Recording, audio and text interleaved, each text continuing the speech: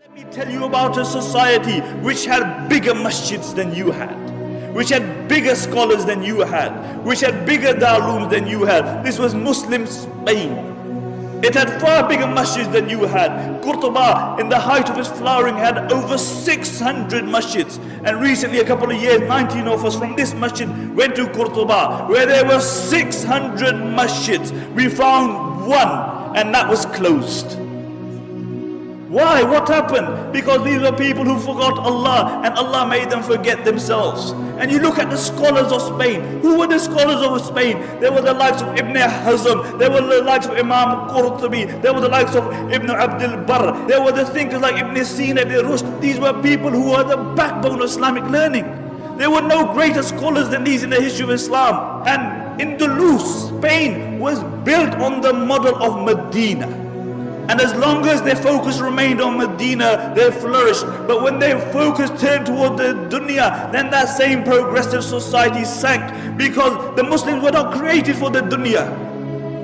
The Muslims were not created for the dunya. The Muslims were created for the hereafter. We are Abdullah. We are the slaves of Allah subhanahu wa ta'ala. And the highest status that we can reach is that we will remain the slaves of Allah subhanahu wa ta'ala. This very society, Spain, when their own people, their focus became the dunya, then every single person was concerned about himself. He was concerned about his own kursi. And the narrations mention that the rulers of Spain, what they would do, that the Muslims would actually make treaties with the Christians, and they would fight against their own Muslims.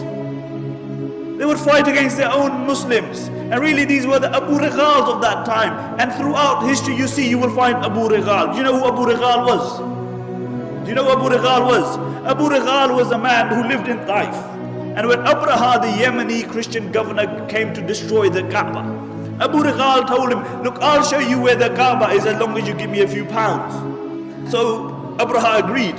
When Abu Righal reached the outskirts of Makkah, he died. And what the Arabs would do, they would pelt his grave with stones, because he was a man who was ready to sell his religion and his people for $1 and a dime.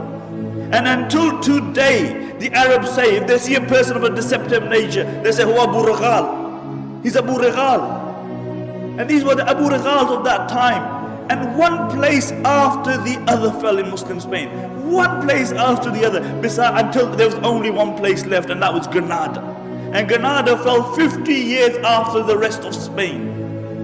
Until Abu Muhammad, he drew a treaty with the Christians on the condition that he allowed them to take over, on the condition that they would not persecute the Muslims, that they would not forcefully convert the Muslims, that they would not remove the Muslims from their post. And when the Christians came in, the first thing they did, they reneged on their promise. And when they entered the Alhambra Palace, have you seen the Alhambra Palace? Wallahi, when you look at the Alhambra Palace, the eyes marvel at the architecture and artistry. It is an amazing palace, and throughout the palace you will see one word, La Ghaliba illallah, that dominance is only for the sake of Allah. Dominance is only for the sake of Allah. Where are those people who wrote La Ghaliba illallah? Where are those people? See, La Ghaliba, the engraving remained on the walls, but the reality of it was removed from their hearts. And the reality is that the Alhambra Palace, to a great degree, encompasses the decline of the Muslim Ummah, whilst the mud hut in which Umar ibn Khattab radiallahu anh lived embodies the spirit of Islam. And really, when these Christians, they walked into the Alhambra, they found the highest place that they could find, and they erected a crucifix there. And when Abu Muhammad saw this, he began to cry. He began to cry, and his mother rebuked him. She said, why are you crying like a woman when you couldn't defend it like a man? Why are you crying like a woman when you couldn't defend it like a man? And this is our state today, really. We whinge about everything. We blame everybody else besides ourselves. We blame the Christians, we blame the Jews, we blame everybody else. But it's one person we don't blame, it's us. We even blame time. The zamana yesa. As the Arabic poet says, he said, "Na'ibu zamanana wal aibu fina, wa ma li zamanina aibun siwana." He said, we find fault in time, but the reality is that the fault lies within us. And if there was any one fault in time, it is that it has to carry the likes of me and you. That's the only fault with time.